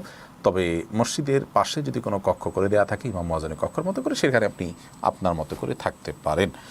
রুবিনা বেগম, আপনি লিখেছেন, আমি বাচ্চা দত্তক নিতে চাই, ওষুধ খেয়ে বুকের দুধ পান করাতে সক্ষম হলে কি দুধ মা হতে পারবো? নিজের সন্তান বলে সমাজে প্রতিষ্ঠিত করতে পারবো? যদি আপনি ওষুধ সেবন করে দুধ পান করাতে পারেন বাচ্চাকে, তাহলে সেটা জায়েজ হবে। এটা নাজায়েজ বা গুনাহের কারণ, আপনার গুনাহ হওয়ার কোনো কারণ নেই। কারণ হলো আপনি তাকে যে দুধটা পান করাচ্ছেন, সে দুধটা কিভাবে আসবে, কোত্থেকে আসবে, এরকম কোনো শর্ত শরীয়ত দেয়নি। অতএব আপনি ওষুধ খেয়েও যদি দুধ পান করাতে পারেন, তাতে ইনশাআল্লাহ বিদিনিল্লাহ আপনি তার দুধ মা হতে পারেন, দুধ মা এই পরিচয় দিতে পারেন। তবে তার জন্মদাতা বাবা মা, তাদের পরিচয় লুকানোর যে প্রচেষ্টা, সেটা কোনো অবস্থাতে করা যাবে না। মুরাদ হোসেন, আপনি লিখেছেন, আমি মালয়েশিয়া আসার জন্য দালালের সাথে যতটুকু টাকা চুক্তি করেছিলাম, আসার আগে তার থেকে 20,000 টাকা কম দিয়েছি, বলেছি মালয়েশিয়া গিয়ে দেবো। আসার পর দেখি সে যে ধরনের সুযোগ সুবিধার কথা বলেছে তার বেশিরভাগই মিথ্যা, তাই যে 20,000 টাকা আসার পরে তাকে দেওয়ার কথা ছিল সেটা দেইনি, এতে কি আমার গুনাহ হবে? যে পরিমাণ ফ্যাসিলিটিস আপনি পান নাই, ধরুন একটা ভিসার এই ফ্যাসিলিটিস থাকলে এই ভ্যালু থাকে, এই ফ্যাসিলিটিস কম থাকলে এই ভ্যালু থাকে। তা আপনি যে ফ্যাসিলিটিস পেয়েছেন, এটার সাথে তার যে কমিটমেন্ট ছিল, তার গ্যাপটা কি মূল্যের, যদি সেটা 20,000 হয় বা তার চেয়ে বেশি হয়, তাহলে আপনি টাকা না দিয়ে থাকলে গুনাহ হবে না আপনার। কারণ হলো আপনি আপনার ন্যায্য অধিকার তার কাছ থেকে আদায় করেছেন, সে আপনাকে প্রতারণা করেছে, অবশ্যই আপনি সেটা কেটে রাখতে পারবেন। এরপরে ফরিদা পারভিন, আপনি লিখেছেন, আমার 3টা সন্তান ছিল, এক এক করে সবাই মারা গেছে। এখন বিভিন্ন ধরনের লোকেরা বলে আমার উপর নাকি অভিশাপ আছে, এ বিষয়ে কিছু বললে উপকৃত হব। বোন ফরিদা, সন্তান এক এক পর এক মৃত্যুবরণ করা, এটা কোনো খারাপ লক্ষণ মনে করাটা একটা কুসংস্কার। যারা এই কথা বলছে যে আপনার উপরে কারোর অভিশাপ আছে, এটা তাদের নেহায়েতই ভুল ধারণা। ইসলামী শরীয়তে এরকম কোনো কথা বলে নাই যে কারোর সন্তান মারা গেলে তার প্রতি অভিশাপ আছে। আমাদের প্রিয় নবী সাল্লাল্লাহু আলাইহি ওয়াসাল্লামের সন্তান তো মারা গেছেন, এক নয় কয়েকজন সন্তান মারা গেছে, বিভিন্ন নবী রাসূলদের এরকম হয়েছে, সাহাবায়ে কেরাম অনেকের হয়ে গেছে। তাহলে তাদের উপর কি অন্য কারোর অভিশাপ ছিল? এটি সম্পূর্ণ মনগড়া কথা, ভিত্তিহীন কথা, আপনি এটা পুরো বিশ্বাস করবেন না। এটা কারণে আপনি নিজেকে নিয়ে খুব বেশি অরিড হওয়া, নিজেকে নিয়ে দুশ্চিন্তা করার কোনো কারণ নেই, বরং আল্লাহ তাআলা আপনাকে বিপদ দিয়েছে, আল্লাহর ফয়সালা আপনাকে মেনে নিয়ে যদি আপনি থাকেন, ইনশাআল্লাহ বিদিন সেটা আপনার জান্নাতে যাওয়ার কারণ হতে পারে। একজন সাহাবীর তার সন্তান মৃত্যুর পর নবী করিম সাল্লাল্লাহু আলাইহি ওয়াসাল্লাম তাকে বলেছেন, তুমি কি সন্তুষ্ট হবে না যদি সে তোমাকে জান্নাতে অভ্যর্থনা জানায়? এই হাদিস থেকে অনেক উলামা ইকরাম বলেছেন যে কারোর সন্তান যদি মৃত্যুবরণ করে ছোটোবেলায় এবং তিনি যদি সবর করেন, ধৈর্য ধারণ করেন, আল্লাহর ফয়সালাকে মেনে নেন, আল্লাহ রাব্বুল আলামিন সেই আল্লাহর বান্দাকে এর মাধ্যমে জান্নাতে তার সন্তানের মাধ্যমে অভ্যর্থনা দেওয়াবেন। বিধায় আপনি এটার জন্য অরিড হওয়ার কোনো কারণ নাই। কাউসার আলম খান আপনি লিখেছেন, আমি সাউথ আফ্রিকায় থাকি, বর্তমানে এখান থেকে বাংলাদেশে গেলে সরকারের নিয়ম অনুযায়ী 14 দিনের কোয়ারেন্টাইনে থাকতে হয়। প্রশ্ন হলো, এই 14 দিন কি আমি সালাত কসর আদায় করব নাকি স্বাভাবিক নিয়মে আদায় করব? আপনি আপনার নিজের ঠিকানায় চলে এসেছেন। আপনি যদি ঢাকার বাসিন্দা হয়ে থাকেন তাহলে ঢাকার মধ্যে এসে আপনি কোনো এক জায়গায় কোয়ারেন্টাইন করছেন, তাহলে সেক্ষেত্রে আপনি 14 দিন থাকছেন, এই 14 দিন পুরো সালাত আদায় করবেন, কারণ আপনি মুসাফির নন। আর যদি আপনার বাড়ি গ্রামে হয়, ঢাকা না থাকে, বরং আপনি এখনও সফরেই আছেন বলা যেতে পারে, তাহলে এই 14 দিন আপনি কোয়ারেন্টিনে আছেন, আপনি এই 14 দিন কসর পড়বেন। নিজের ঠিকানা গিয়ে, তারপরে নিজের গ্রামে গিয়ে, জেলায় গিয়ে, তারপর আপনি পুরো সালাত আদায় করবেন। এরপরে সামিয়া ইসলাম আপনি লিখেছেন, আমার আম্মু অসুস্থ, কীভাবে উত্তমভাবে দোয়া করা যায় যেটা কবুল হবেই? বোন সামিয়া, দোয়া কবুল হবেই এরকম গ্যারান্টি দিয়ে বলা কঠিন, কারণ আমরা যা চাইব সেটাই যে আমাদের জন্য কল্যাণকর, এটি সব সময় সঠিক নাও হতে পারে। তবে হ্যাঁ, দোয়া করার জন্য বিশেষ কিছু আদর্শ সময় আছে, যে সময়গুলোতে দোয়া সাধারণত ফিরিয়ে দেওয়া হয় না। আপনার জন্য যদি এটি কল্যাণকর হয়, আল্লাহ তাআলা এই চাওয়া যদি আপনার জন্য ফয়সালা করেন, ইনশাআল্লাহ বিইذনিল্লাহ আপনি আপনার কাঙ্ক্ষিত বিষয় পাবেন, আপনার মাকে আল্লাহ তাআলা সুস্থ করবেন। আমরা এই অনুষ্ঠান থেকে দোয়া করছি, আল্লাহ রাব্বুল আলামিন আমাদের বোন সামিয়া ইসলামের মাকে পরিপূর্ণ সুস্থ দান করুন। প্রিয় দর্শক, আপনারা যারা দেখছেন, আপনারাও দোয়া করুন। কারোর জন্য দোয়া করলে আমাদের কারোর লস নেই, বরং আমাদেরই লাভ। অন্য কারোর জন্য দোয়া করলে আল্লাহর ফেরেশতারা আমাদের জন্য দোয়া করেন, আমাদের মায়েরা সুস্থ থাকবেন ইনশাআল্লাহ বিইذনিল্লাহ।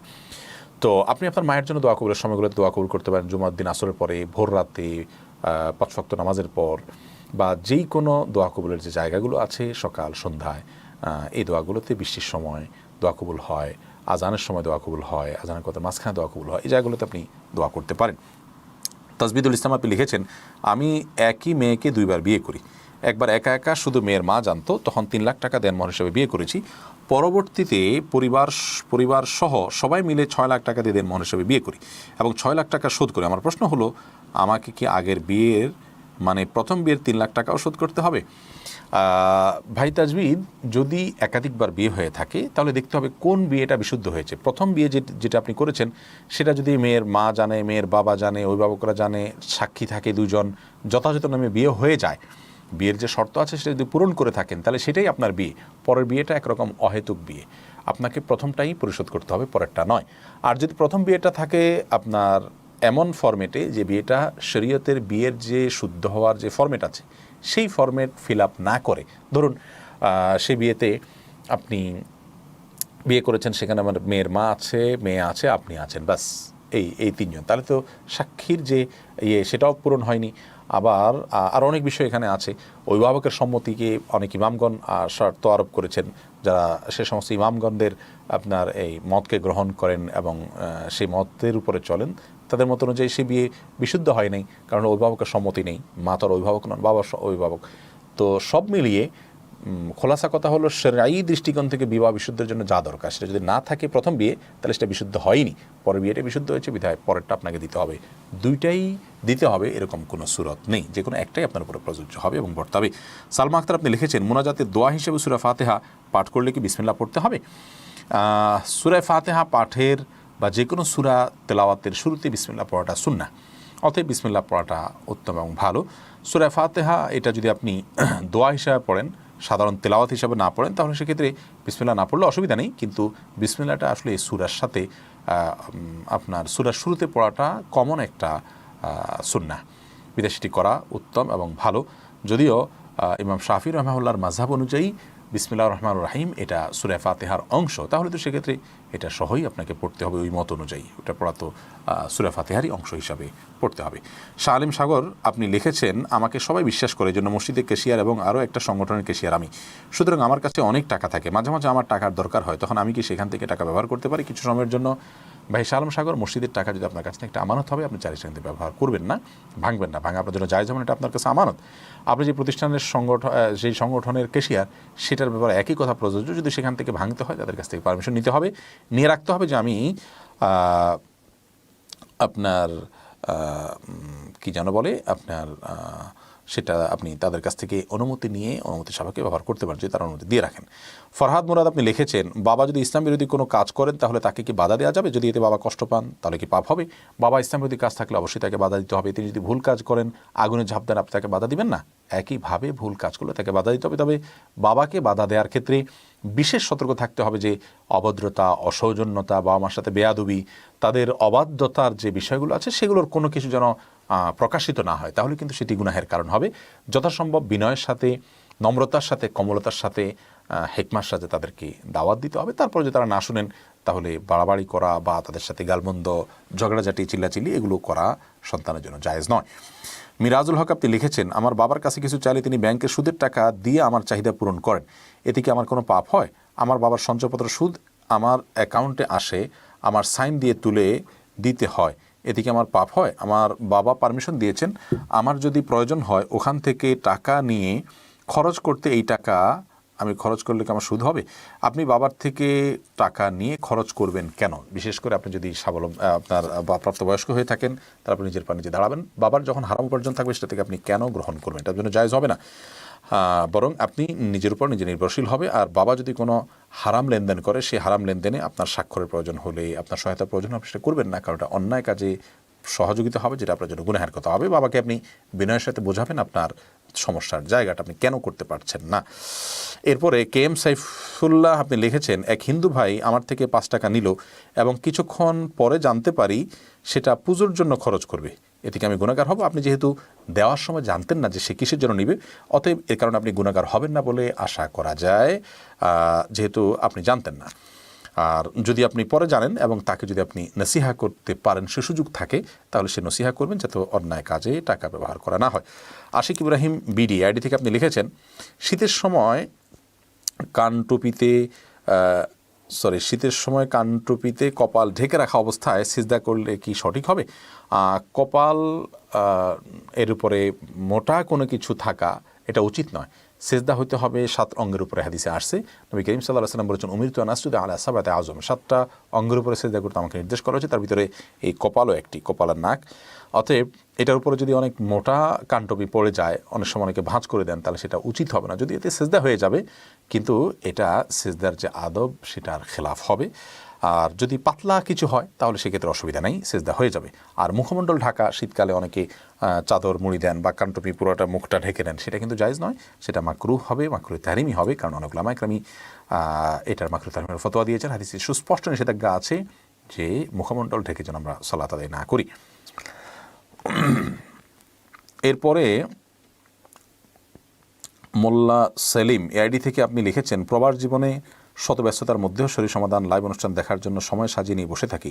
মহান আল্লাহ আরশের মালিক দয়াময় আল্লাহর কাছে আহমদুল্লাহ সাহেদুর সুদীর্ঘ হায়াতে এবার কামনা করি। ভাই মোল্লা সেলিম, আল্লাহ আপনাকে ভালোবাসুন যে আল্লাহর জন্য আপনি আমাদেরকে স্নেহ করেন, এবং আপনার এই উৎসাহমূলক মন্তব্য আমাদেরকে অনেক বেশি অনুপ্রাণিত করবে। আমরা দোয়া চাই আল্লাহ যেন আমাদেরকে ইখলাস দান করেন, আমরা যেন আল্লাহ সন্তুষ্টির উদ্দেশ্যে শুধুমাত্র কাজ করতে পারি এবং হেদায়েতের উপরে থাকি, আমাদের দ্বারা উম্মার জন্য কোনো ক্ষতি না হয়, আমরা যেন উম্মাকে কোরআন এবং সুন্নাহর পথে, কল্যাণের পথে পথ প্রদর্শন করতে পারি। দোয়া করবেন আপনাদের এই প্রেরণা আমাদের পথ চলার অন্যতম একটা পাথেয়। আল্লাহ তাআলা আপনাদেরকে উত্তম বিনিময় দান করুন। মেহেদী হাসান তোহা আপনি লিখেছেন, কাজা নামাজ কখন আদায় করব? যে ওয়াক্তের কাজা হবে পরবর্তী ওয়াক্তের আগে আগে সে নামাজটা আদায় করে ফেলা কর্তব্য। এমডি হাবিবুর রহমান আপনি লিখেছেন, কত বছর বয়স হলে বাচ্চাদের মসজিদে পাঠানো যাবে? মসজিদে বাচ্চারা যখন নামাজ বুঝতে শিখবে তখন তাদেরকে মসজিদে পাঠানো যেতে পারে।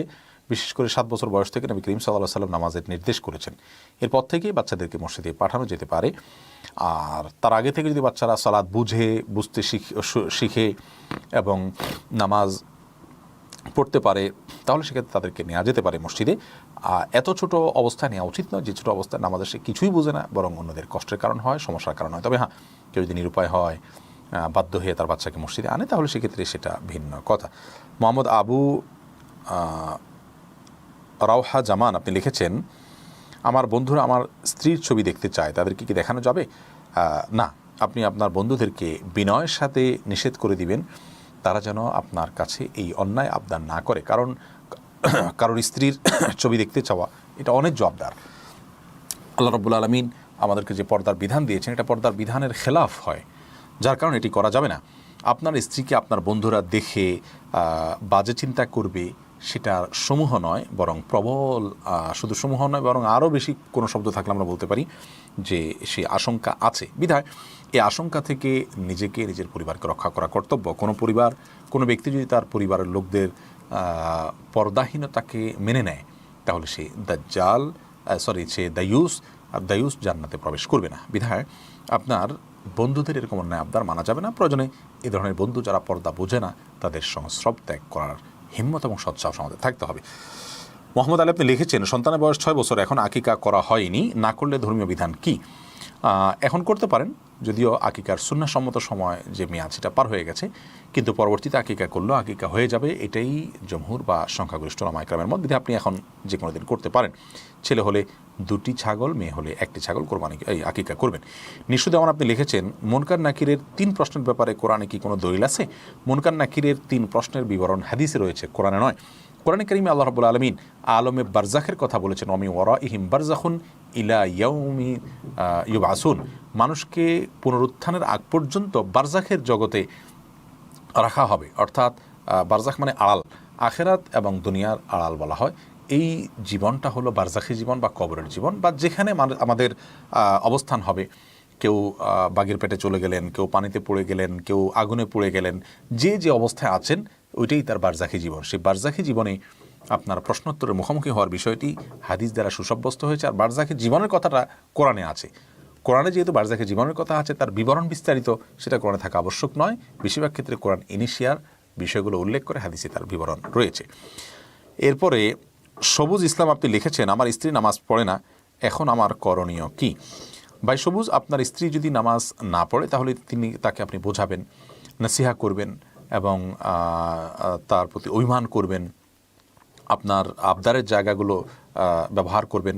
তাতেও যদি তিনি নামাজ না পড়েন, অন্য কাউকে দিয়ে বোঝাবেন, তার পরিবারের কাছে নালিশ করবেন। কোনোটাতে কাজ না হলে আপনি তখন তাকে বিচ্ছেদের ভয় দেখাবেন। ভয় দেখানো বলতে বলবেন যে এভাবে চললে তো আমরা একসাথে থাকতে পারবো না। এক কথায় আপনি তাকে সাবধান করবেন এবং যত প্রকার পথ আছে সেগুলো আপনি অবলম্বন করবেন। এরপরে নিশু দেওয়ান আপনি লিখেছেন, আপনার প্রশ্ন উত্তর আমি দিয়েছি।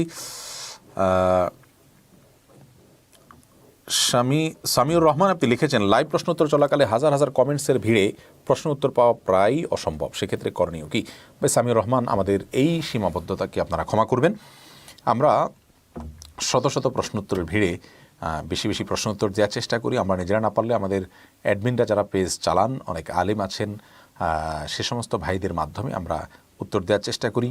আমাদের কোনো বক্তব্যের লিঙ্ক আপনাদেরকে কমেন্টে রিপ্লাই দেওয়ার চেষ্টা করি। আমাদের পক্ষ থেকে বিভিন্নভাবে চেষ্টা করা হয় যাতে করে আপনাদের বেশি থেকে বেশি কমেন্টের রিপ্লাই আপনারা পান, উত্তর পান আপনারা।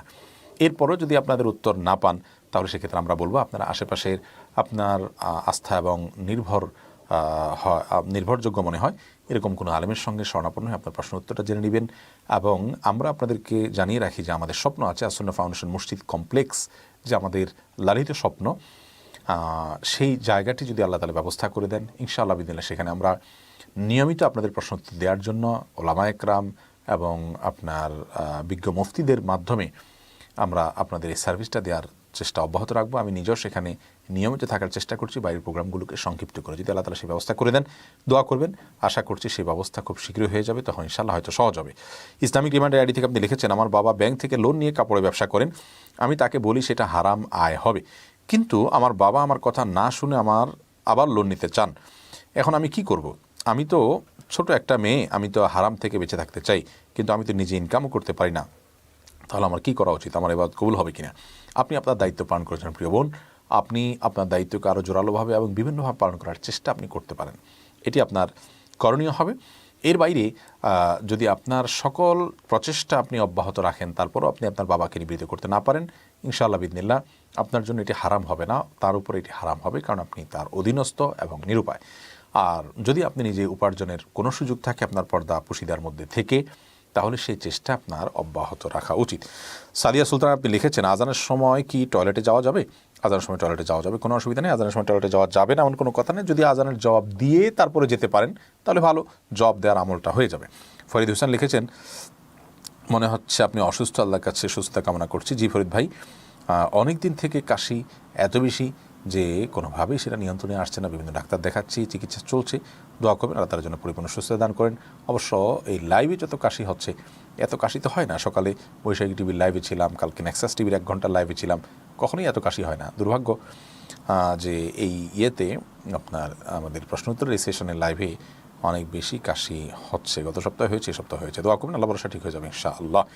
সাদ্দাম হোসেন আপনি লিখেছেন, আমার 2জন কন্যা সন্তান 3 দিন জীবিত থাকার পরে মারা যায়, এতে আমরা মর্মাহত। আমি এবং আমার স্ত্রীকে সকলেই সান্ত্বনা দিয়ে থাকি। আমার কন্যাদের জান্নাতে যাবার ক্ষেত্রে আমাদের সুপারিশ করবে, কথাটা কতটুকু সত্য? তাদের আকিকা দেওয়ার প্রয়োজন আছে কিনা? যদি জন্মের পর 7ম দিন পর্যন্ত তারা বেঁচে না থাকে, তার আগে মৃত্যু হয়, তাহলে আকিকা দেওয়ার প্রয়োজন নেই। 7ম দিন যদি বেঁচে থেকে থাকে তাহলে তাদের 7ম দিনে আকিকা দেওয়া উচিত ছিল।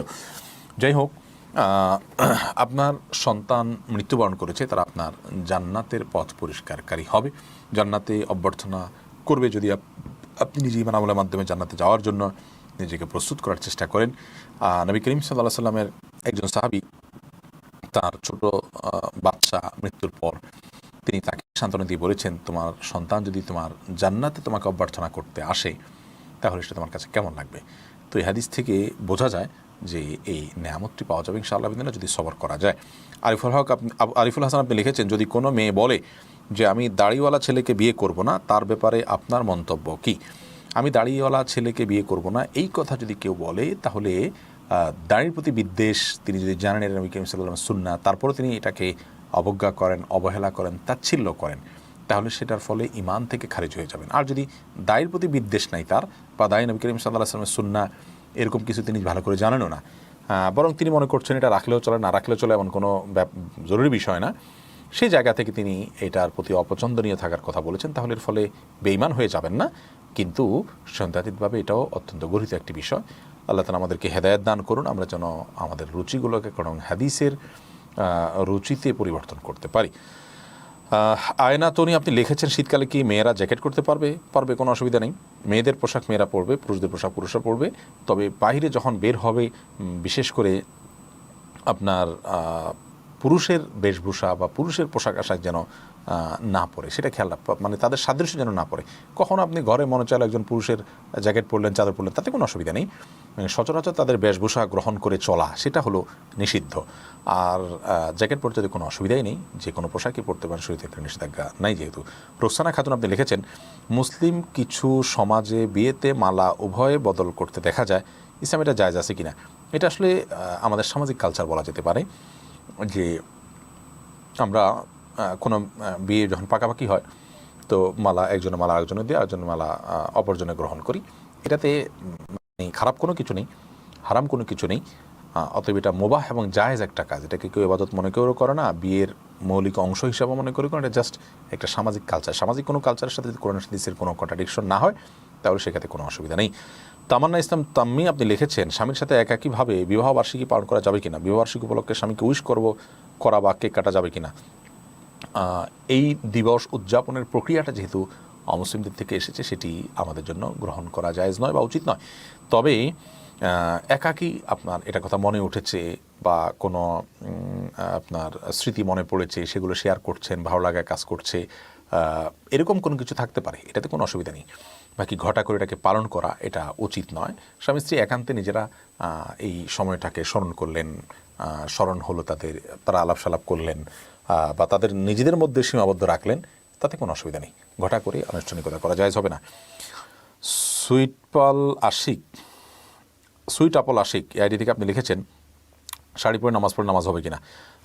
নারীরা নামাজের সময় আমাদের মুখমণ্ডল এবং 2 হাতের কবজি ছাড়া, পায়ের পাতা তলার অংশ ছাড়া পুরো শরীর টাকনুর নিচে সহ পুরো শরীর তারা ঢেকে ফেলবেন। এটা শাড়ি পরে যদি তার উপরে অন্য কিছু পরে ডাকতে পারেন তাহলে পড়তে পারেন, কোনো অসুবিধা নেই। কিন্তু শাড়ি পরলে সচরাচর পেট, পিঠ, গোছা এগুলো দেখা যায়, বুক, পিঠ এগুলো দেখা যায়, যার কারণে এরকম যদি দেখা যায় তাহলে কিন্তু নামাজ হবে না। এটাকে অন্য কোনো কাপড় দিয়ে তার উপরে ঢেকে বা যেভাবে যদি করতে পারেন তাহলে সেক্ষেত্রে নামাজ হবে। রফিকুল ইসলাম রিপন আপনি লিখেছেন, ছেলে হলে মায়ের নামের প্রথম অক্ষরের সাথে মিল রেখে নাম রাখতে হবে, আর মেয়ে হলে বাবার নামের প্রথম অক্ষরের সাথে মিল রেখে নাম রাখতে হবে। কথাটা কতটুকু সত্য? ছেলে হলে মায়ের নামের প্রথম অক্ষরের সাথে বা মেয়ে হলে মায়ের নামের প্রথম অক্ষরের সাথে মিল রাখতে হবে, এটা শুধু আমাদের নিজস্ব একটা কালচার। কোরআন হাদিস এরকম কোনো নির্দেশ দেয়নি। কেউ চাইলে এরকম রাখতে পারেন, এটা একান্ত তাদের ব্যাপার, শরীয়তের কোনো নির্দেশ নেই। নিশাত রহমান সাথী লিখেছেন, স্বামী স্ত্রী কি একসাথে ছবি তুলে ফেসবুকে দিতে পারে, এটা কি জায়েজ আছে? একসাথে ছবি তুলে যদি ফেসবুকে দেন এবং সেটা পাবলিকলি পোস্ট করেন এবং পরপুরুষদের নজরে যায়, অর্থাৎ পর্দার যে বিধান আছে সেটা লঙ্ঘন হয়, তাহলে সেক্ষেত্রে এটা গুনাহ হবে। এবং এরকম গুনাহ থেকে আমাদের সবারই বেঁচে থাকার জন্য আপ্রাণ চেষ্টা থাকা উচিত। আল্লাহ তাআলা আমাদেরকে হেদায়েত দান করুন, আমরা যেন এই ধরনের পাপের কাজ না করি। অনেক ভাই বোন আছেন যাদের মধ্যে এই দ্বীনি আত্মসম্মান বোধ যেটা, গায়রাত যেটা, সেটার অভাবের কারণে আমরা অনেকেই এই ধরনের গুনাহে লিপ্ত হয়ে থাকি।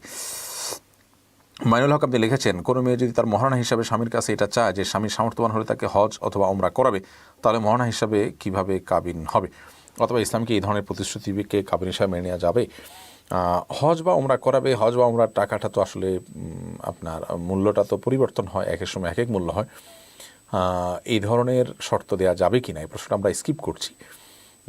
এমনিতে মৌলিকভাবে এটাতে কোনো অসুবিধার কিছু দেখছি না, বাট সমস্যার জায়গা হলো যে স্বামী সামর্থ্যবান হলে তাকে হজ করাবে, তার মানে যখন সামর্থ্যবান হবে না তাহলে কি হজ করাবে না? তাহলে সেক্ষেত্রে মহারণা কী থাকবে? এই জন্য এই প্রশ্ন উত্তরটা আমরা স্কিপ করছি। ইনশাআল্লাহ বিদিল্লাহ পরবর্তীতে আমরা প্রশ্ন উত্তর দেওয়ার চেষ্টা করব। এমডি জাহিরুল ইসলাম আপনি লিখেছেন, আমার বাবা মারা গেছেন, এখন আমার মায়ের স্বর্ণ অলঙ্কার খুলতে হবে কি এবং সাদা কাপড় পরতে হবে কি না? আপনার বাবা মারা গিয়ে থাকলে আপনার মার কর্তব্য হলো 4 মাস 10 দিন পর্যন্ত স্বাভাবিকভাবে যেই জায়গায় তিনি আছেন আপনার বাবার মৃত্যুর সময়, সেই বাড়িতে তিনি অবস্থান করবেন। বাড়িতে অবস্থান করবেন মানে এই নয় যে বাড়ির আঙিনা বের হতে পারবেন না, মানে বাড়ির চৌহদ্দিতে তিনি থাকবেন। একান্ত বাধ্য না হলে, নিরুপায় না হলে, ডাক্তার দেখাতে হচ্ছে, এরকম জরুরি কোনো প্রয়োজন না হলে তিনি বাহিরে যাবেন না। এবং এই সময়টাতে সাজগোজ বলতে যেটাকে বোঝায় সেগুলো করবেন না, অলঙ্কার টলঙ্কার এগুলো পরবেন না। এই বিষয়ে বিস্তারিত একটা ভিডিও আমাদের আছে, শুনে নিতে পারেন। এমডি সোহেল রানা আপনি লিখেছেন, সবচেয়ে বাজে কাজ হলো এক আলেম আরেক আলেমের পিছে লাগা, আল্লাহ তাআলা আমাদেরকে হেদায়েত দান করুন। এমডি মাহমুদুল হাসান আপনি লিখেছেন, ইসলামে কি কাগজের টাকা হারাম? না, কাগজের টাকা হারাম হওয়ার কোনো কারণ নয়। এমডি আলাউদ্দিন আপনি লিখেছেন, একবার উজু করে অজু না ভাঙলে কি একাধিকবার নামাজ আদায় করা যাবে? যাবে, কোনো অসুবিধা নেই। যদি একাধিকবার নামাজ পড়া যায়, রাসূল আকরাম সাল্লাল্লাহু আলাইহি ওয়াসাল্লাম করেছেন। ওমর রাদিয়াল্লাহু আনহু জিজ্ঞাসা করেছেন, তখন নবী করিম সাল্লাল্লাহু আলাইহি ওয়াসাল্লাম বলেছেন, ইচ্ছে কি এরকম করেছি আমি, অর্থাৎ এটা জায়েজ আছে, এটা বোঝানোর জন্য। প্রত্যেক ওয়াক্তের জন্য আলাদা আলাদা করে উজু করা ভালো, কিন্তু একই ওয়াক্ত উজু দিয়ে একাধিক ওয়াক্তর নামাজ পড়লে সেটা জায়েজ হবে যদি উজু থাকে, কোনো অসুবিধা নেই। ফারহানা এআইডি থেকে আপনি লিখেছেন, আমার মনে হয় আমি একজনকে পছন্দ করি, সে দিনদার, আমি আল্লাহকে ভয় করি, তাই হারাম সম্পর্কে জড়াতে চাই না, কিন্তু হালাল প্রস্তাবের জন্য পরিবারে বলার সাহস নেই। এখন আমার করণীয় কি? যদি আপনার এরকম কোনো সুযোগ না থাকে, তাহলে সেক্ষেত্রে আপনি তাকে অ্যাভয়েড করবেন এবং আল্লাহর জন্য ত্যাগ করবেন। শয়তান সে দিনদার, আমি দিনের কারণেই তো ভালোবাসছি, এই বিষয়গুলোকে সামনে নিয়ে আসবে।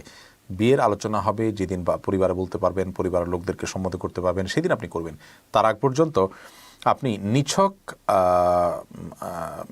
আপনার আবেগের জায়গা থেকে এটা করবেন না।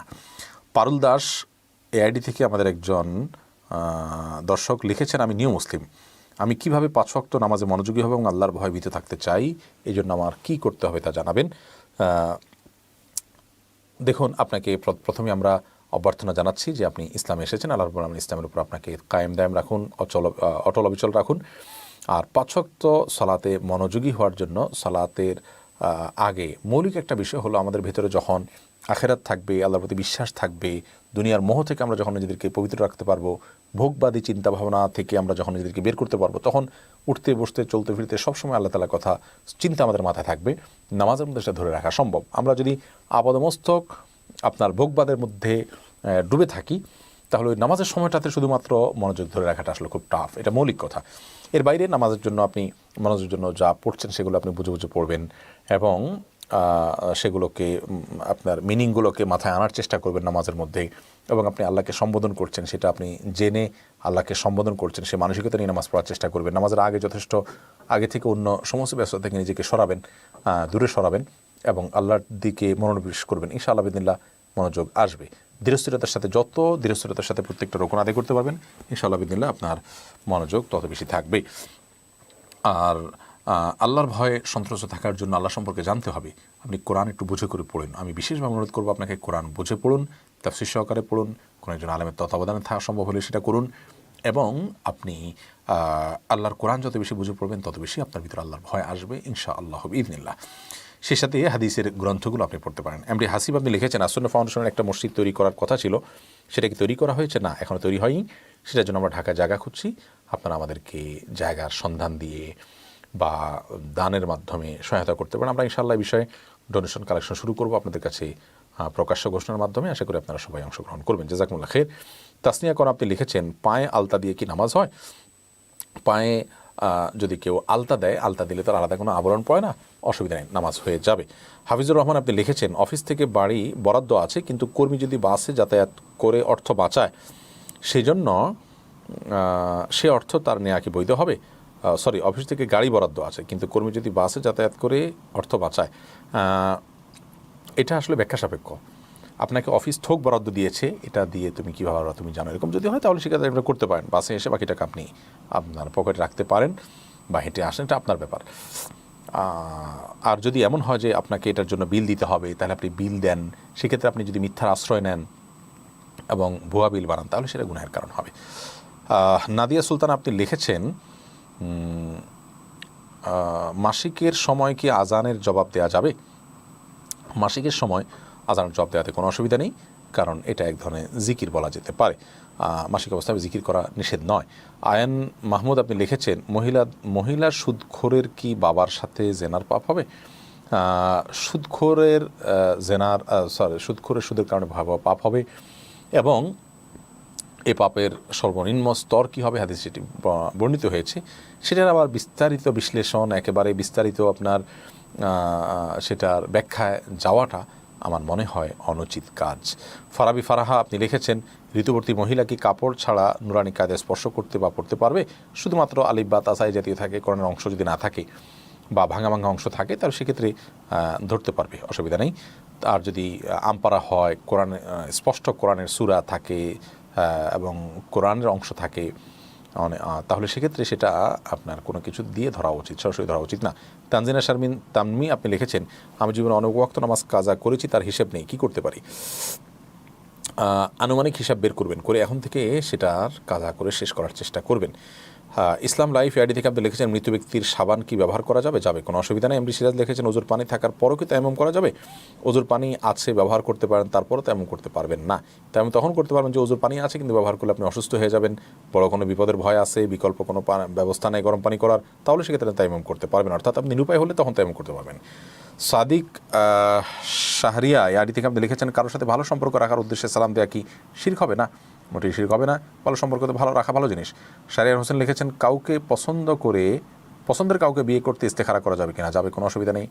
ইস্তেখারা মানে হলো আল্লাহর কাছে দোয়া করা। মাসুম বিল্লাহ আপনি লিখেছেন, আমি স্বপ্নে দেখেছি আমার কিছু জমি আসুন্নাহ ফাউন্ডেশনকে দান করেছি, এক্ষেত্রে করণীয় কি? আল্লাহ তাআলা আপনাকে তৌফিক দান করুন, আপনি ভালো কাজ যেন জমি দান করতে পারেন। যদি জমি আপনার থাকে আপনি দান করতে পারেন। বাকি স্বপ্নে দেখছেন সেজন্য আপনাকে এটা করতেই হবে এমন কোনো আবশ্যক নয়। ভালো কাজের স্বপ্ন দেখেছেন, যদি সম্ভব হয় সে ভালো কাজটা আপনি সম্পাদন করতে পারেন, যেহেতু এটা করার মতো সুযোগ আপনার আছে, যদি থাকে আর কি। আর না থাকলে সেটা আপনার জন্য আবশ্যক নয়। আর সুযোগ থাকলেও যে আপনি করতে বাধ্য, ব্যাপারটা সেরকম না। একটা ইবাদতের তৌফিক হয়েছে, হয়তো আপনি জল্পনা করছেন সেজন্য আপনি দেখেছেন, অথবা এর ভিন্ন কোনো দূরবর্তী ব্যাখ্যা থাকতে পারে। নীরব ছেলে মেহেদি আড়ি থেকে লিখেছেন, কোনো ব্যক্তির যদি টাকা হারিয়ে যায়, সে হারিয়ে যাওয়া টাকাগুলোর কারণে কি আল্লাহ কোনো উপহার দিবেন?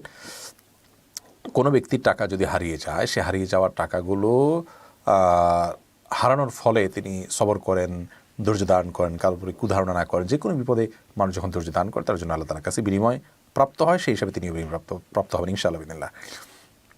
এবিএম কামরুজ্জামান লিখেছেন, স্ত্রী কন্যা যদি পর্দা না মানে এবং অনেক চেষ্টা করার পর অবাধ্য থাকে, তাহলে আমার করণীয় কি? স্ত্রী কন্যা যদি পর্দা না মানে এবং অনেক চেষ্টার পরও না করে, তাহলে সেক্ষেত্রে আল্লাহর কাছে আপনি দায়ী থাকবেন না, আপনার আল্লাহর কাছে জবাব দিতে থাকলো না, যদি আপনি আপনার প্রচেষ্টাগুলো সবগুলো করে থাকেন। ওয়ালিদ হাসান সিয়াম এই আইডি থেকে আপনি লিখেছেন, আমার হৃদয় পাথরের মতো হয়ে গেছে, আযাবের কথা শুনলে ভয় সৃষ্টি হয় না, এখন কি করব?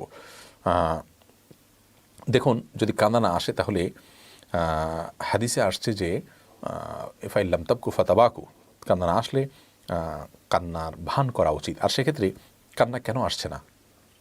অন্তর গলে গেছে। আপনি কোরআন পড়ুন বুঝে এবং হাদিস পাঠ করার চেষ্টা করুন, আল্লাহর সাথে একান্তে কথা বলার চেষ্টা করুন, নিজের অন্তরকে বিগলিত হওয়ার মতো কাজগুলো করুন। আল্লাহ তাআলা বলেছেন, ইযা যুকিরাল্লাহু ইন্নামাল মুমিনুনা আল্লাযীনা ইযা যুকিরাল্লাহু ওয়াজিলাত কুলুবুহুম, ঈমানদার তারা যাদেরকে আল্লাহর কথা স্মরণ করানো হলে তারা তাদের অন্তরগুলো গলে যায়। অতএব আল্লাহর কথা স্মরণ করবেন এবং জিকির করবেন।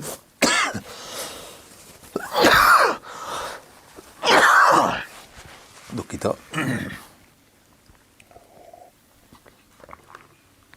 এর মাধ্যমে ইনশাআল্লাহ বিদিন আপনি আপনার এই শক্ত অন্তরকে নরম করার চেষ্টা করতে পারবেন।